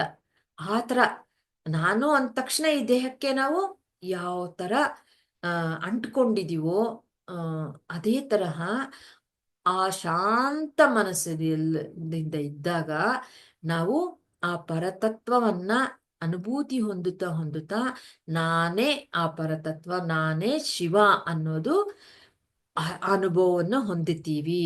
ಅದಕ್ಕೆ ಸಾಧು ಸಜ್ಜನರ ಬಳಿ ನಾವು ಸೇರ್ಬೇಕು, ಅವರು ಸಾಂಗತ್ಯ ಮಾಡಬೇಕು ಅಂತ ಇಲ್ಲಿ ತಿಳಿಸ್ತಿರೋದು ಸ್ನೇಹಿತರೆ. ಸಾಧು ಸಜ್ಜನರು ಅಂದ್ರೆ ಯಾರು ಅಂದ್ರೆ ಸತ್ಯವನ್ನ ಯಾರು ಅರ್ಥಕೊಂಡಿರ್ತಾರೋ ಅವರು ಸತ್ಯದ ಸ್ಥಿತಿಯಲ್ಲಿ ಜೀವನ ಮಾಡ್ತಕ್ಕಂಥವ್ರು, ಸತ್ಯದಲ್ಲಿ ಜೀವನ ಮಾಡ್ತಾ ಇರ್ತಾರಲ್ಲ, ಆ ಸ್ಥಿತಿಯಲ್ಲೇ ಇರ್ತಾರಲ್ಲ, ಅವರು ಸಾಧುಗಳು. ನಾವು ಮಾಸ್ಟರ್ಸ್ ಅಂತೀವಿ, ಒಬ್ಬೊಬ್ಬರು ಒಂದೊಂದು ಪದಗಳನ್ನು ಬಳಸ್ತಾರೆ. ಆತ್ಮಜ್ಞಾನದಲ್ಲಿ ಇರ್ತಕ್ಕಂಥವ್ರು ಅಂತ, ಆತ್ಮಜ್ಞಾನದಲ್ಲಿ ಜೀವನ ಮಾಡ್ತಾ ಅವರು ಅಂತ. ಮತ್ತೆ ಸತ್ವಗುಣ ಸಂಪನ್ನರವರು. ಅವರೆಲ್ಲ ಏನಕ್ಕೆ ಬಂದಿರ್ತಾರಂದ್ರೆ ಜನ್ಮ ಈ ಮನುಕುಲಕ್ಕೆ ಒಳ್ಳೇದ್ ಮಾಡ್ಬೇಕು ಅಂತಲೇ, ಒಳಿತು ಮಾಡ್ಬೇಕು ಅಂತಲೇ ಸತ್ಯಲೋಕದಿಂದ ಇಲ್ಲಿಗೆ ಬಂದಿರ್ತಾರೆ ಸ್ನೇಹಿತರೆ. ಈ ಸತ್ಯ ಸ್ಥಿತಿಯಲ್ಲಿ ಇರ್ತಾರಲ್ಲ, ಸತ್ಯದಲ್ಲೇ ಜೀವನ ಮಾಡ್ತಿರ್ತಾರಲ್ಲ, ಅವರು ಸತ್ಯಲೋಕವಾಸಿಗಳು. ಯಾಕೆ ಇಲ್ಲಿ ಬಂದಿದ್ದಾರೆ ಅಂದ್ರೆ ಎಲ್ಲರನ್ನ ಒಂದು ಒಳ್ಳೇದ್ ಮಾಡ್ಬೇಕು ಅನ್ನೋ ಉದ್ದೇಶದಿಂದ ಅಂತಹ ಅವರ ಸಾಂಗತ್ಯ ಮಾಡಬೇಕು ಅಂತ ಹೇಳ್ತಿರೋದು ಸ್ನೇಹಿತರೆ ಇಲ್ಲಿ. ಎಂತಹ ಅವರು? ಸತ್ಯಲೋಕವಾಸಿಗಳು. ಇಲ್ಲಿ ಬಂದು ಸತ್ಯದಲ್ಲೇ ಜೀವನ ಮಾಡ್ತಿರ್ತಾರೆ. ಅಂತಹ ಅವರು ಅಂತಹವರ ಸಾಧು ಸಾಂಗತ್ಯ, ಅಂತಹವರ ಸಜ್ಜನರ ಸಾಂಗತ್ಯ ಮಾಡಬೇಕು. ಮಾಡಿದಾಗ ನಮ್ಗೆ ಶಾಂತವಾಗುತ್ತೆ, ಮನಸ್ಸು ಚಿತ್ತ ಶಾಂತವಾಗುತ್ತೆ.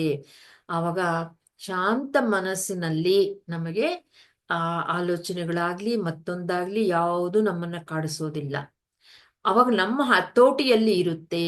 ಇಂದ್ರಿಯಗಳಾಗ್ಬೋದು, ಮನಸ್ಸಾಗ್ಬೋದು, ನಮ್ಮ ಹತೋಟಿಯಲ್ಲಿರುತ್ತೆ ಶಾಂತ ಮನಸ್ಸಿನಲ್ಲಿ. ಆ ಮನಸ್ಸಿನಲ್ಲಿ ನಾವು ಮುಂದುವರಿತಾ ಅನುಭವವನ್ನ ಹೊಂದುತ್ತಾ ಆ ಆನಂದವನ್ನ ಹೊಂದುತ್ತಾ ಅದೇ ನಾನು ಅಂದ್ರೆ ದೇಹ ಅಲ್ಲ, ನಾನು ಶಿವನು ಅನ್ನೋದನ್ನ ಅಲ್ಲಿಗೆ ಕರ್ಕೊಂಡು ಹೋಗುತ್ತೆ ಈ ಸಜ್ಜನರ, ಈ ಒಂದು ಸತ್ಯವಂತರ ಸಾಂಗತ್ಯದಿಂದ ಅದು ನಮ್ಗೆ ಪ್ರಾಪ್ತವಾಗುತ್ತೆ. ಅದಕ್ಕಾಗಿ ಅದನ್ನ ನಾವು ಮಾಡಬೇಕು ಅನ್ನೋದನ್ನ, ಸಾಂಗತ್ಯವನ್ನ ಮಾಡಬೇಕು ಅನ್ನೋದು ಇಲ್ಲಿ ತಿಳಿಸ್ತಿರೋದು ಸ್ನೇಹಿತರೆ. ನಮ್ಗೆ ಯಾವ್ದು ಅಡ್ಡಿ ಬರ್ತಿರೋದು ಅಂದ್ರೆ ನಮ್ಮ ಮನಸ್ಸು ಇಂದ್ರಿಯಗಳನ್ನೇ ನಮಗೆ ಅದರಲ್ಲೇ ನಾವು ಈಗ ನಾವು ನೋಡಿ ಜೂಮ್ ಸೆಷನ್ ಸೇರ್ಬೇಕು ಅಂತ ಅನ್ಕೊಂಡಿರ್ತೀವಿ, ಏನೋ ಆ ಕೆಲಸ ಈ ಕೆಲಸ ಅಂತ ಆ ಕಡೆ ಗಮನ ಹೋಗ್ತಿರುತ್ತೆ. ಅದು ಮಾಡ್ಬೇಕು, ಇದಕ್ಕಿಂತ ಅದು ನಮ್ಗೆ ಪ್ರಧಾನವಾಗಿದೆ ಅಂತ. ಆತರ ಆ ಮನಸ್ಸನ್ನ ಮೀರಿ ಹೋಗ್ಬೇಕು ಅನ್ನೋದಾದ್ರೆ ಸಾಧು ಸಾಂಗತ್ಯವನ್ನ ಮಾಡಬೇಕು ಅಂತ. ಸಾಧು ಸಾಂಗತ್ಯ ಅಂದ್ರೆ ಎಂತಹವರು ಅನ್ನೋದು ಸಹ ಇಲ್ಲಿ ತಿಳಿಸಿದ್ದಾರೆ ಸ್ನೇಹಿತರೆ. ಮತ್ತೆ ಅಂದ್ರೆ ಇದು ಯಾವ್ದಕ್ಕೆ ಅಂದ್ರೆ ನಮ್ಮ ಪರ ಸಾಧನೆ, ಇಲ್ಲಿ ಸಾಧನೆ ಮಾಡ್ತೀವಿ, ನಮ್ಗೆ ಬೇಕಿರೋದು ನಮ್ಮ ವೃತ್ತಿಯಲ್ಲಾಗ್ಬೋದು, ಸಂಸಾರದಲ್ಲಾಗ್ಬೋದು ಸಾಧನೆ ಮಾಡ್ತೀವಿ. ಆದ್ರೆ ಪರ ಸಾಧನೆ ಅಂದ್ರೆ ಆತ್ಮ ಸಾಧನೆಗೆ ಇದು ಬೇಕು ನಮಗೆ.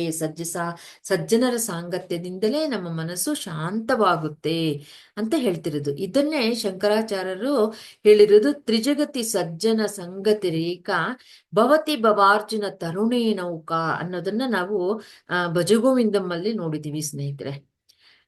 ಅದರಲ್ಲಿ ಹೇಳಿದ್ದದೆ, ಮೂರು ಲೋಕಗಳಲ್ಲೂ ಅಂದ್ರೆ ಭುವರ್ ಸುವರ್, ಈ ಮೂರು ಲೋಕಗಳಲ್ಲೂ ಸಹ ನಮ್ಗೆ ಈ ಸಜ್ಜನ ಸಾಂಗತ್ಯ ಅನ್ನೋದು ಈ ದುಃಖ ಸಾಗರದಿಂದ ನಮ್ಮನ್ನ ಇದರಿಂದ ನಮ್ಮನ್ನ ಮುಕ್ತಗೊಳಿಸುತ್ತೆ.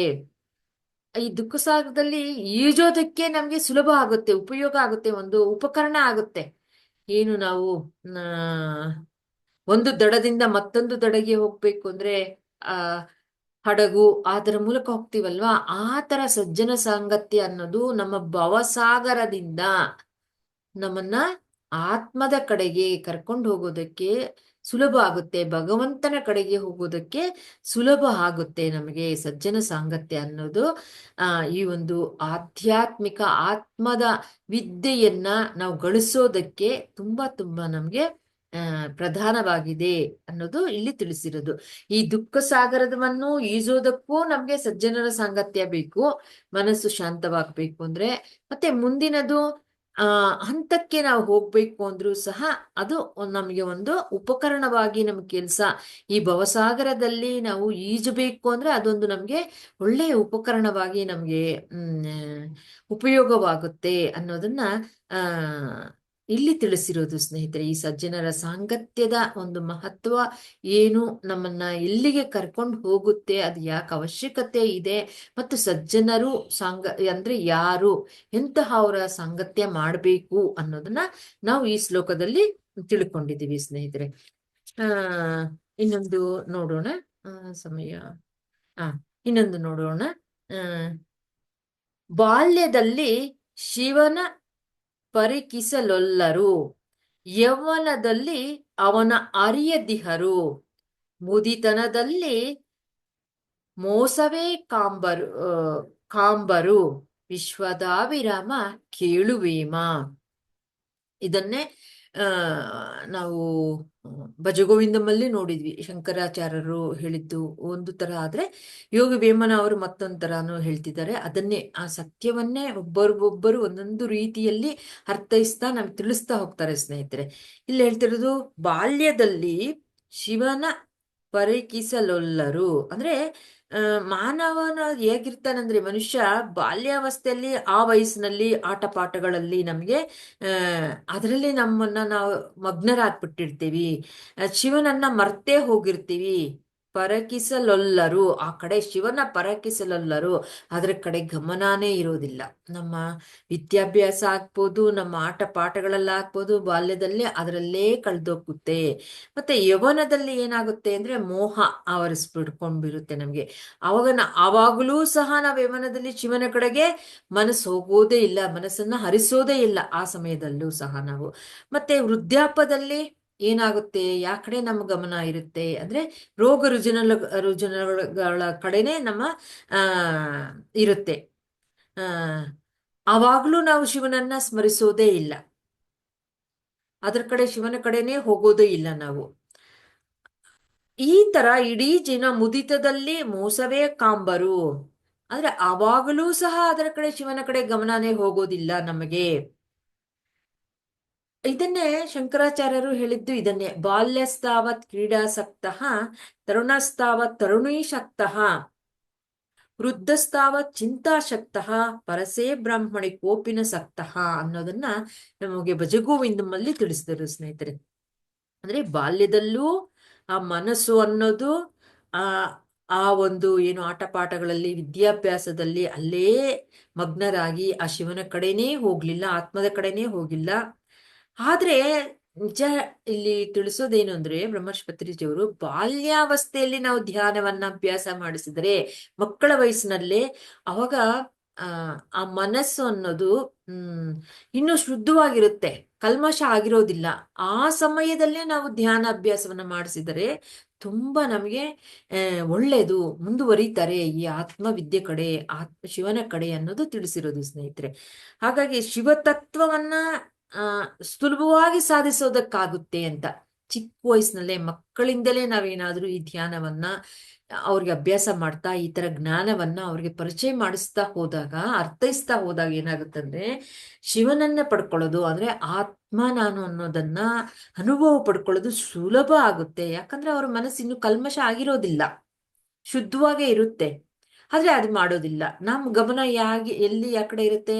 ಆಟ ಪಾಠಗಳಲ್ಲಿ ಮತ್ತು ವಿದ್ಯಾಭ್ಯಾಸದಲ್ಲಿ ಮತ್ತೊಂದರಲ್ಲಿ ಕಲಿಕೆಗಳಲ್ಲೇ ಇರುತ್ತೆ, ಶಿವನ ಕಡೆ ಗಮನ ಇರೋದಿಲ್ಲ. ಅಲ್ಲೂ ಸಹ ಹೋಗ್ಲಿ ಯವನದಲ್ಲಿ ಏನೋ ನಮ್ಮದೇ ಆದಂತ ಒಂದು ಸಾಮ್ರಾಜ್ಯ ಕಟ್ಟಬೇಕು, ನಮ್ಮದೇ ಆದಂತ ಒಂದು ಏನು ದುಡಿಬೇಕು, ಮನೆ ಕಟ್ಟಬೇಕು, ಮತ್ತೊಂದು ಮಾಡಬೇಕು, ಅದು ಸಾಧಿಸ್ಬೇಕು, ಇದು ಸಾಧಿಸ್ಬೇಕು ಅನ್ನೋದ್ರಲ್ಲೇ ಇರುತ್ತೆ. ನಮ್ಮನ್ನ ನಾವು ತಿಳ್ಕೊಳ್ಳೋ ವಿದ್ಯೆಯ ಕಡೆ ಗಮನ ಕೊಡೋದೇ ಇಲ್ಲ. ಅಲ್ಲೂ ಸಹ ಅಲ್ಲಿ ಮೋಹ ಆವರಿಸಿರುತ್ತೆ ಇನ್ನೂ ಹೆಚ್ಚು ನಮಗೆ ಯವನದಲ್ಲಿ. ಯಾಕಂದ್ರೆ ದೇಹದಲ್ಲಿ ಶಕ್ತಿ ಇರುತ್ತೆ, ದುಡಿಯೋ ವಯಸ್ಸಿಗೆ ಬಂದಿರ್ತೀವಿ. ಅವಾಗ ಏನಾಗುತ್ತೆ, ಇನ್ನ ಶಕ್ತಿ ಧನ ಎರಡು ಇದ್ದಾಗ ಏನಾಗುತ್ತೆ, ಬಲ ಧನ ಎರಡು ಇದ್ದಾಗ ಅವ್ರನ್ನ ಹಿಡಿಯಕ್ಕಾಗುತ್ತಾ? ಇಲ್ಲ. ನಾವು ಹಿಂದೆ ವಾರದಲ್ಲಿ ನೋಡಿದ್ವಿ ಯಾವ ತರ ಧನ, ಆ ಮದ ಅನ್ನೋದು ನಮಗೆ ದುರ್ಗುಣಗಳನ್ನ ಅಭ್ಯಾಸ ಆಗುತ್ತೆ ಅನ್ನೋದನ್ನ. ಆತರ ಯೌವನದಲ್ಲಿ ಆ ತರ ಮೋಹದಲ್ಲಿ ಸಿಕ್ಕಾಕೊಂಡು ಶಿವನ ಕಡೆನೇ ಗಮನ ಹೋಗೋದಿಲ್ಲ. ಹೋಗ್ಲಿ, ವೃದ್ಧಾಪ್ಯದಲ್ಲಿ ವಯಸ್ಸಾಯ್ತು, ಇನ್ನೇನು ಜವಾಬ್ದಾರಿ ಕಳೀತು, ಈಗಾದ್ರೂ ಶಿವನನ್ನ ಆತ್ಮದ ಕಡೆ ಗಮನ ಕೊಡೋಣ ಅಂದ್ರೆ ಕಾಯಿಲೆಗಳು ದೇಹ ಸಹಕಾರ ಕೊಡೋದಿಲ್ಲ. ವಯಸ್ಸಾಯ್ತು ಅಂತ ಅಷ್ಟೇ ಅಲ್ಲದಿರ ಏನೇನೋ ನೆನಪುಗಳು, ನಾನು ಇಷ್ಟು ಕಷ್ಟಪಟ್ಟೆ, ಅಷ್ಟು ಸಾಧನೆ ಮಾಡಿದೆ, ಅಷ್ಟಿದು ಮಾಡಿದೆ, ಈ ಸಂಸಾರಕ್ಕಾಗಿ, ಈ ಜನಗಳಿಗಾಗಿ, ಕುಟುಂಬ ಸದಸ್ಯರಿಗಾಗಿ ಇದೇ ಚಿಂತೆ. ನಾನು ಅಷ್ಟು ಕಷ್ಟಪಟ್ಟೆ, ಇವಾಗ ನೀವು ಹೀಗಿದ್ದೀರಾ, ಹಾಗಿದ್ದೀರಾ, ನಾನ್ ಮಾಡಿದ್ದಕ್ಕಾಗಿ ಅನ್ನೋ ಏನೇನೋ ನಮಗೆ ಯಾವಾಗ ವೃದ್ಧಾಪ್ಯದಲ್ಲಿ ಸಹಜವಾಗಿ ನಾವು ನೋಡ್ತಿರ್ತೀವಿ. ಹೆಚ್ಚಿನ ಜನಗಳು ಏನು ಅಂದ್ರೆ ಅವರು ದೇಹ ಸಹಕಾರ ಕೊಡೋದಿಲ್ಲ, ಅನಾರೋಗ್ಯ ಇರುತ್ತೆ, ಅದು ತಡ್ಕೊಳಕ್ಕಾಗೋದಿಲ್ಲ. ಅವಾಗ ಏನ್ ಮಾಡ್ತಾರೆ, ಜೊತೆಯಲ್ಲಿರೋರು ಅವ್ರ ಮೇಲೆ ಇವ್ರ ಮೇಲೆ ಕೂಗಾಡೋದು, ಮತ್ತೆ ಅವರಿಂದ ಹೀಗಾಯ್ತು, ಇವರಿಂದ ಹೀಗಾಯ್ತು ಅಂತ ಹಳೇದೆಲ್ಲ ನೆನಪು ಮಾಡ್ಕೊಂತ ಇರೋದು. ಈ ತರ ಕಾಲ ಕಳಿತೀವಿ. ಒಂದು ದೇಹವೂ ಕೋಪರೇಟ್ ಮಾಡಲ್ಲ, ಹೋಗ್ಲಿ ಮನಸ್ಸಾದ್ರೂ ಸುಮ್ನಿರುತ್ತಾ? ಅದಿಲ್ಲ, ಅದು ಹಳೇದೆಲ್ಲ ತೆಗಿತಿರುತ್ತೆ, ಯಾವತ್ತಿಂದೋ ತೆಗಿತಾ ಇರುತ್ತೆ. ನಾವು ನೋಡ್ತಾ ಇರ್ತೀವಿ. ಮೊಮ್ಮಕ್ಕಳು ಯಾರಾದ್ರೂ ಇದ್ದಾಗ ಅಜ್ಜಿ ತಾತ ಅವರು ಯಾವ್ದು ಮಾತಾಡ್ತಿರ್ತಾರೆ ಅಂದ್ರೆ ಹೆಚ್ಚು ನಾನು ಇದು ಮಾಡ್ದೆ, ಅದು ಮಾಡ್ದೆ ನಿನ್ ವಯಸ್ಸಲ್ಲಿ, ಅದಕ್ಕೆ ನಾವು ಇವಾಗ ಈಗಿರೋದು ಆತರ. ಅಂದ್ರೆ ಭೂತಕಾಲದಲ್ಲೇ ಹೆಚ್ಚಿರ್ತೀವಿ ನಾವು ಅಂತ, ವರ್ತಮಾನದಲ್ಲಿ ಇರೋದಿಲ್ಲ. ಯಾವಾಗ ಆತರ ಇರ್ತೀವೋ ನಾವು, ಅವಾಗ ಎಲ್ಲಿ ಆ ಶಿವನ ಕಡೆ ಎಲ್ಲ ಆಗುತ್ತೆ. ಆ ಶಿವನ ಕಡೆ ಇಷ್ಟೋ ಅಷ್ಟೋ ಆತ್ಮದ ಕಡೆ ಗಮನ ಇರೋರಾದ್ರೆ ನಾನ್ ಮಾಡ್ದೆ ಅಂತ ಹೇಳಲ್ಲ ಅಲ್ವಾ, ನನ್ನಿಂದ ಆಗಿದೆ ಅಂತ ಹೇಳ್ತಾರಷ್ಟೆ. ನಾನು ಮಾಡ್ದೆ, ನಾನು ಕಷ್ಟಪಟ್ಟೆ, ಅದಕ್ಕಾಗಿ ನೀವೆಲ್ಲ ಇದ್ದೀರಾ ಇವಾಗ ಅಂತ ಅವ್ರ ಮಕ್ಕಳನ್ನ, ಮೊಮ್ಮಕ್ಕಳನ್ನ, ಮತ್ತೊಬ್ಬರನ್ನ, ಬಂಧು ಬಾಂಧವಗಳನ್ನ ಹೇಳೋದಿಲ್ಲ. ನನ್ ಮೂಲಕ ಆಗಿದೆ, ಮಾಡಿರೋದು ಶಿವ ಪರಮಾತ್ಮ, ಆ ಭಗವಂತ ಮಾಡಿಸಿದಾನ ಅಷ್ಟೇ, ನಾನೇನ್ ಮಾಡಿಲ್ಲ ಅನ್ನೋ ಒಂದು ಬುದ್ಧಿ ಪಕ್ವಕ್ಕೆ ಬಂದಿರ್ಬೇಕು ವೃದ್ಧಾಪ್ಯ ಆದ್ಮೇಲೆ. ಆದ್ರೆ ಅವಾಗ್ಲೂ ಸಹ ಹೆಚ್ಚಿನ ಜನಕ್ಕೆ ಆ ಕಡೆ ಗಮನನೇ ಹೋಗಲ್ಲ. ಈ ದೇಹದ ಮಟ್ಟದಲ್ಲೇ ಇದ್ದು, ಆ ಸ್ಥಿತಿಯಲ್ಲೇ ಇದ್ದು ನಾನು ಮಾಡಿದೆ, ನನ್ನಿಂದ ನಾನು ಅನ್ನೋದು ಅಲ್ಲೇ ಗಿರಿಗಿಟ್ಟು ಹೊಡಿತಾ ಇರ್ತೀವಿ ಅಂತ ವೃದ್ಧಾಪ್ಯದಲ್ಲೂ ಸಹ. ಅದರ ಜೊತೆಗೆ ಕಾಯಿಲೆಗಳು ನೋಡಿ. ಇನ್ನು ಯಾವಾಗ ಶಿವನ ಕಡೆ ಹೋಗೋದು ಅನ್ನೋದು ಇಲ್ಲಿ ತಿಳಿಸ್ತಿರೋದು. ಮುದಿತನದಲ್ಲಿ ಮೋಸವೇ ಕಾಂಬರು, ಅಂದ್ರೆ ನಾನು ಮೋಸ ಹೋದೆ, ಅದು ಹಾದೆ, ಇದು ಹಾದೆ, ಅವ್ರು ನನ್ಗೆ ಮೋಸ ಮಾಡಿದ್ರು, ಅವರಿಂದ ಹೀಗಾಯ್ತು, ಕಷ್ಟ ಬಂತು, ಇವೇ ನೆನಪುಗಳು ರೆಕಾರ್ಡ್ ಇವೇ ರಿಪೀಟ್ ಆಗ್ತಾನೇ ಇರುತ್ತೆ ಮನಸ್ಸಲ್ಲಿ. ಇನ್ನ ಶಿವನ ಕಡೆ ಯಾವಾಗ್ಲೂ ಹೋಗೋದಿಲ್ಲ ಅನ್ನೋದನ್ನ ಇಲ್ಲಿ ನಮ್ಮನ್ನ ನಾವೇ ಮೋಸ ಮಾಡ್ಕೊಂತ ಇದ್ದೀವಿ ಅನ್ನೋದು ಇಲ್ಲಿ ಸತ್ಯ ತಿಳಿಸ್ತಿರೋದು ಸ್ನೇಹಿತರೆ.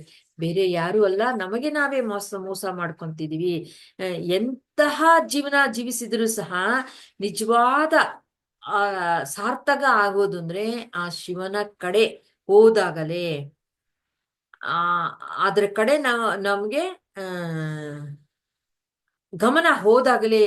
ಇಲ್ಲಾಂದ್ರೆ ಏನ್ ಮಾಡಿದ್ರು ಪ್ರಯೋಜನ ಇಲ್ಲ ಅನ್ನೋದನ್ನ ವೇಮನ ಅವರು ಸಹ ಹೇಳಿರೋದು ಅದೇ. ಎಲ್ಲ ಕಾಲದಲ್ಲೂ ಬ್ರಹ್ಮರ್ಷಿ ಪತ್ರಿಜಿಯವರು ಆಗ್ಬೋದು, ಶಂಕರಾಚಾರ್ಯರು ಆಗ್ಬೋದು, ವೇಮನ ಆಗ್ಬೋದು, ಎಲ್ಲರೂ ಸಹ ಹೇಳೋದು ಒಂದೇ ಸತ್ಯನೇ ಸ್ನೇಹಿತರೆ.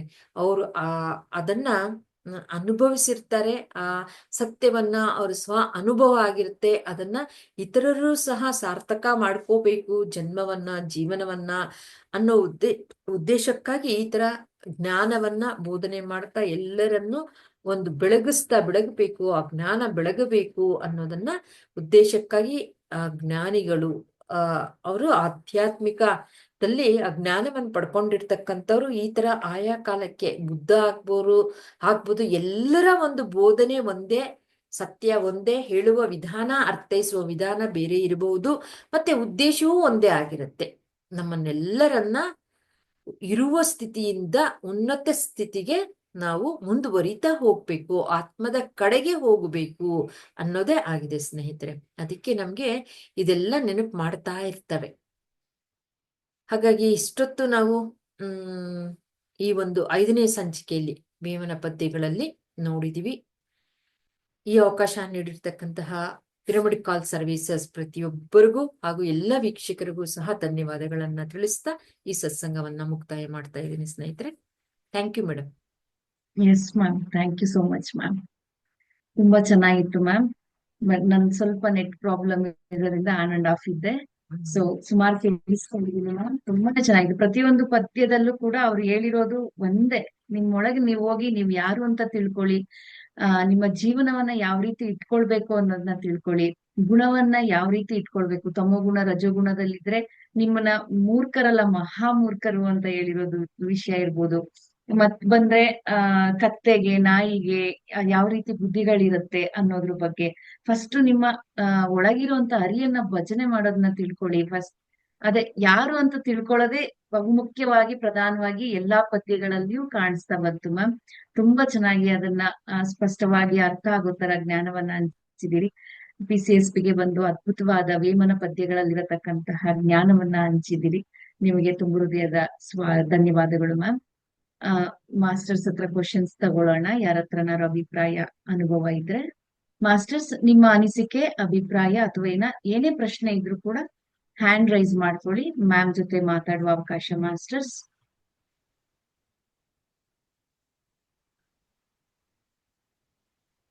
ಸುಮಾರು 4ರಿಂದ 5 ಪದ್ಯ ಹೇಳ್ಕೊಂಡ್ರಿ ಅಲ್ವಾ ಮ್ಯಾಮ್ ಇವತ್ತು? ಹೌದು ಮೇಡಮ್. ಎಸ್ ಮ್ಯಾಮ್, ಚೆನ್ನಾಗಿತ್ತು ಮ್ಯಾಮ್. ತಮಗುಣ ರಜಗುಣದ ಪೂರ್ತಿ ಬಂತು. 6 ಪದ್ಯಗಳಾಯ್ತು ಮೇಡಮ್. 6. Yes ma'am. ಗತ ಜನ್ಮದಲ್ಲಿ ಪುಣ್ಯ ಮಾಡಿದ್ರೆ ಮಾತ್ರ ಈ ಜನ್ಮದಲ್ಲಿ ನಾವು ಭೋಗ ಜೀವನವನ್ನ ಹೊಂದಲಿಕ್ಕೆ ಸಾಧ್ಯ ಆಗತ್ತೆ. ಫಸ್ಟ್ ನಾವು ಅದನ್ನ ತಿಳ್ಕೊಳ್ಬೇಕು. ಅದನ್ನ ತಿಳ್ಕೊಳ್ಬೇಕು ಅಂದ್ರೆ ಧ್ಯಾನ ಬೇಕೇ ಬೇಕು. ಧ್ಯಾನವೇ ಮುಖ್ಯ ಎಲ್ಲದಕ್ಕೂ ಅಂತ. ತುಂಬಾ ಚೆನ್ನಾಗಿದೆ ಮ್ಯಾಮ್. ಮಾಸ್ಟರ್ಸ್ ಯಾರು ಮಾತಾಡೋರಿಲ್ವಾ ಮಾಸ್ಟರ್ಸ್? ಹ್ಯಾಂಡ್ ರೈಸ್ ಮಾಡ್ಕೊಳ್ಳಿ. ಇನ್ನ ಸಮಯ ಇದೆ. ನಿಮ್ಮ ಅನಿಸಿಕೆ, ಅಭಿಪ್ರಾಯ ತಿಳಿಸಿ. ಇಲ್ಲ ಅಂದ್ರೆ ಸೆಷನ್ ಎಂಡ್ ಮಾಡೋಣ ಮಾಸ್ಟರ್ಸ್. ರೆಕಾರ್ಡ್ ಸ್ಟಾಪ್ ಮಾಡಿ ಮ್ಯಾಮ್.